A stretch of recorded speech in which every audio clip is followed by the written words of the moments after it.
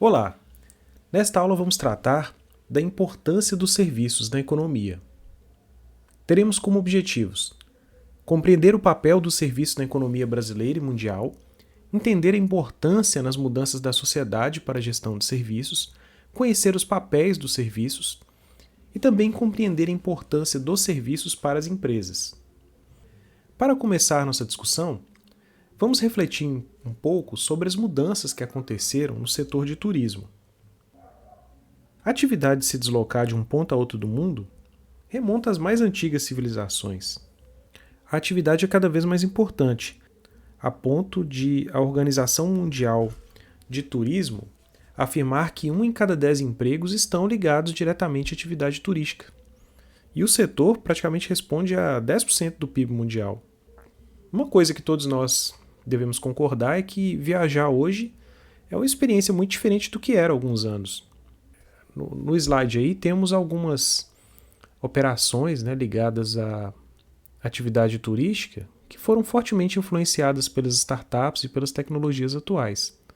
Veja que planejar uma viagem, que antes envolvia uma atividade totalmente individual, depois passou pelas agências de viagem, tornou-se uma atividade realizada por meio de aplicativos, de serviços na internet, como o Decolar.com. Contratar também a hospedagem no local de destino também passou a poder ser realizada por meio de aplicativos, como o Trivago. Pessoas também que querem trocar casas podem utilizar o Airbnb para fazer o aluguel da casa que quer utilizar. E as pessoas podem postar suas avaliações no TripAdvisor. Além disso, se a pessoa quer deslocar um lugar, ao invés de utilizar um serviço de táxi ou mesmo de alugar um veículo, ele pode pedir um Uber. E ao final também, ou mesmo durante a viagem, tanto o registro quanto o compartilhamento das experiências podem ser feitos pelas mídias sociais, como por exemplo o Instagram.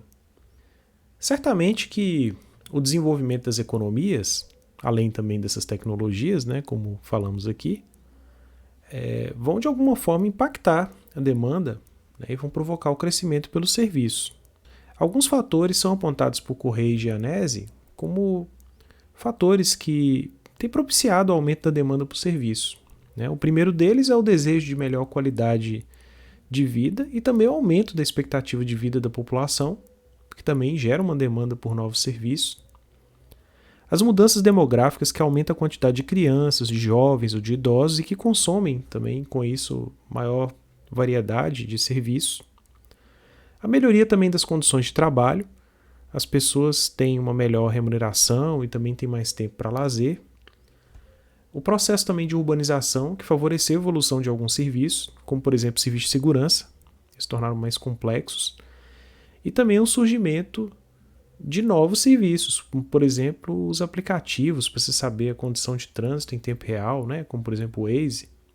Temos também mudanças socioeconômicas, como o aumento da participação da mulher no trabalho e as pressões também sobre o tempo pessoal. Está todo mundo correndo, com pressa e quer coisas práticas. Houve também, e podemos afirmar isso, um aumento da sofisticação dos consumidores, que levou também a um aumento e uma ampliação das necessidades, o que gerou uma demanda por mais serviços.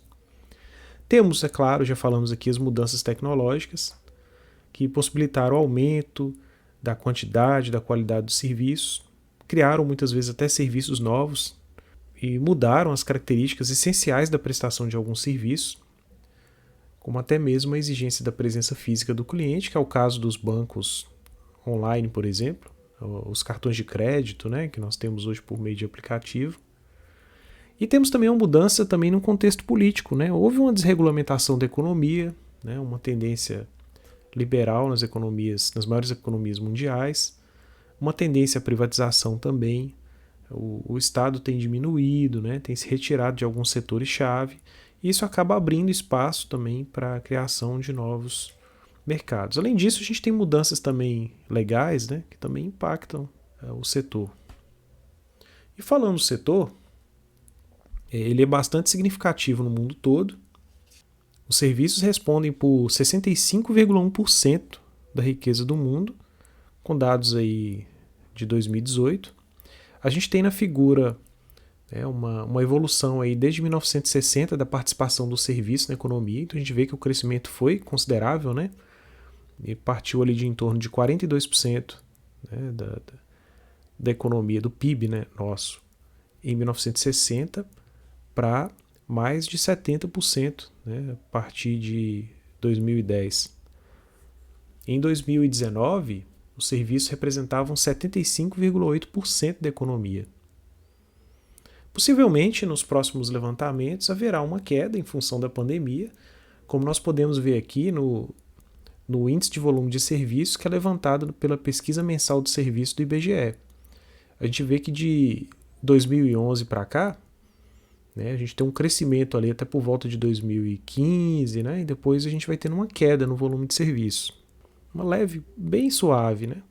Mas aí, quando a gente chega em março, né, de 2020, em função da pandemia, a gente tem uma grande queda no volume. E é interessante, né, a gente destacar que uma das maiores quedas que a gente teve no setor de serviço foi justamente do setor de turismo. Uma queda significativa. Além do papel que tem na economia e nas empresas como, né, um setor específico, o serviço também tem um papel importante no desempenho de outros setores da economia, principalmente no industrial, né? E eu acho que é interessante a gente destacar, né, o papel que ele tem. Então, o primeiro é que age como um diferencial competitivo. As atividades de serviços, elas, uma vez prestadas pelas empresas aos clientes, elas têm atuado no sentido de distinguir o pacote produto ou serviço que a empresa oferece ao mercado, e isso gera um diferencial competitivo. Pense, por exemplo, no serviço que uma concessionária de automóveis pode oferecer para os clientes. Então, se ela adiciona algum serviço que outras não têm, ela cria um diferencial. Serve também como suporte às atividades de manufatura, já que muitas das funções dentro das empresas de manufatura são, na verdade, operações de serviço. Por exemplo, o setor de gestão de pessoas é um setor que presta serviços para os outros setores. E isso é fundamental, né, para um bom desempenho competitivo da empresa. Inclusive, nós vamos falar um pouquinho mais à frente de novo sobre isso aqui. Os serviços também podem atuar como geradores de lucro, né, já que muitas atividades de serviço das empresas de manufatura podem se desenvolver a um ponto tal que elas ultrapassam a mera função de apoio e se tornam um centro de lucro. E muitas vezes até empresas separadas. Temos também, por último, aí, né, uma função muito importante também dos serviços, que é o de substituir muitas vezes a venda de bens pela prestação de serviços. Em muitas cidades as pessoas não precisam, por exemplo, ter um automóvel. Elas podem pegar um Uber, elas podem alugar um veículo, né, periodicamente quando precisam, e podem fazer isso por aplicativos. Então, tem uma frase antiga, né, que o pessoal utiliza muito popularmente aí, né, que é interessante, que cabe bem nesse caso. O cliente, ele não precisa de brocas, mas precisa de furos, né? A gente precisa focar na necessidade, né, do cliente. E muitas vezes os serviços podem atender, né, de forma inovadora essas questões. Os serviços, eles podem ser tanto atividade fim da empresa, como podem ser também, né, diferenciais competitivos para empresas, especialmente da área de manufatura. E, nesse sentido, é importante a gente resgatar a discussão sobre estratégia, né, envolvida nessa questão. Nós já vimos, com o trabalho de Porter, né, que nós temos 3 estratégias genéricas que uma empresa pode desenvolver. Ela pode buscar a liderança em custos, e aí ela vai fazer isso por meio da economia, né, de escala, da redução de custos com a escala, pela diferenciação, né, então ela vai criar algo que o setor todo perceba como algo que de fato seja exclusivo ou diferente dos outros, e o foco tem a ver com atendimento excelente, né, para uma necessidade restrita do mercado. Porter, ele vai estabelecer, né, no seu estudo também, algumas dimensões a partir das quais a empresa pode montar suas opções estratégicas, e elas estão enumeradas aí no slide. Então a gente tem a especialização numa linha de produtos ou segmento de mercado, né, e os serviços podem atuar como diferenciais nesse aspecto. Na identificação da marca, principalmente pela publicidade, por meio da integração vertical, seja para frente ou para trás, na cadeia, né, montante e jusante. Também na seleção de canais de distribuição, atuando também na qualidade do produto e na liderança tecnológica, por meio também de políticas de preços e posicionamento de custos, especialmente no que se refere à distribuição ou serviços associados, e aí os serviços contribuem bastante.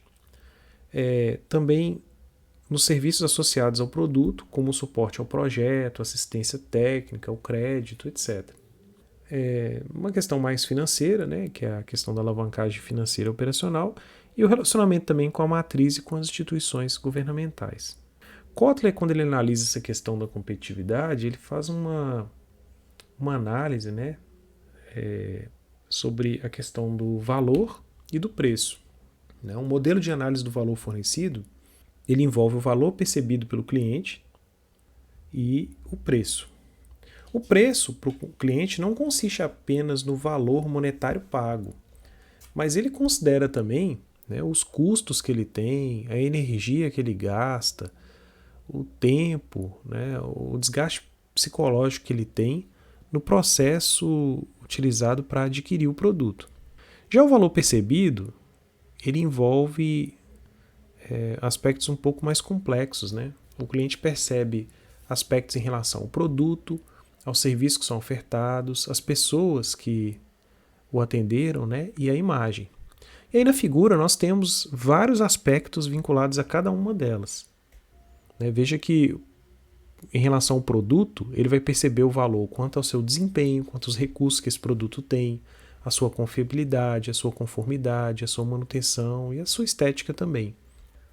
No que se refere aos serviços, é possível criar um diferencial, aumentar o valor, fornecendo uma boa distribuição, serviços de instalação, de treinamento, de consultoria, disponibilizando uma rede ampla para o cliente fazer reparos e também realizar, né, outros serviços. No que se refere às pessoas, né, é possível adicionar um valor e o cliente também vai estar atento, né, à competência, à cortesia, à credibilidade, à confiabilidade, à prontidão dos funcionários durante o atendimento e também a forma como a empresa e essas pessoas se comunicam com ele. E, finalmente, né, a imagem também afeta a percepção de valor. Então, os símbolos que são construídos, né, a forma como a propaganda é feita, a atmosfera, o ambiente, né, da loja, o design do aplicativo, os eventos que a empresa faz, tudo isso vai afetar a percepção de valor. Então, é um modelo muito interessante, né, que nos ajuda a refletir sobre, né, a complexidade envolvida. E nos faz pensar o quanto que a tecnologia, né, quanto mais intensiva o uso da tecnologia, né, mais complexa fica essa interação e aumenta a complexidade dessa percepção de valor. Então, além de ver, né, o impacto do serviço na economia e entender o impacto dele para as empresas, de maneira geral, né, com suas áreas de manufatura, é interessante a gente pensar também como que os serviços podem impactar as empresas como atividades de apoio dentro delas. Como nós já falamos, nós podemos pensar as operações das próprias organizações como serviços também. E aí a gente introduz o conceito de cliente interno. Então imagine que cada departamento da organização ele vai buscar atender requisitos de outro departamento que solicita os seus serviços. E ele vai alcançar um determinado nível de desempenho. A expectativa é que ele satisfaça, né, os desejos e as necessidades desses outros departamentos, que se tornam, então, os seus clientes. Um ótimo exemplo dessa abordagem é a gente tratar, por exemplo, de alguns órgãos de apoio que são fundamentais, né, e que podem ser tratados nessa perspectiva cliente-fornecedor. Por exemplo, o setor de gestão de pessoas. O setor de gestão de pessoas ele vai receber várias solicitações de outros setores. E ele vai ser fornecedor dos serviços de interpretação das necessidades de pessoal, vai traduzir isso aí em especificações de cargos e de requisitos de vagas, vai identificar os candidatos para ocupar essas vagas, vai desenvolver e aplicar métodos de avaliação e vai ser responsável também pelo treinamento desse funcionário quando ele estiver disponível. Dá para a gente pensar o setor de manutenção, o setor de marketing, a área contábil, de controladoria, de finanças, o caixa da empresa. Então, nós temos várias possibilidades de olhar, né, para esses departamentos dessa forma. É um enfoque diferenciado e que pode aproveitar também de todos os benefícios, né, de uma abordagem focada em serviço. Esperamos que ao final dessa aula tenha ficado clara a importância do serviço na economia para você, que você tenha entendido também a importância deles para as empresas e tenha ficado claro também, né, o papel que os serviços podem desempenhar para as organizações. Caso tenha dúvidas, entre em contato. Bons estudos!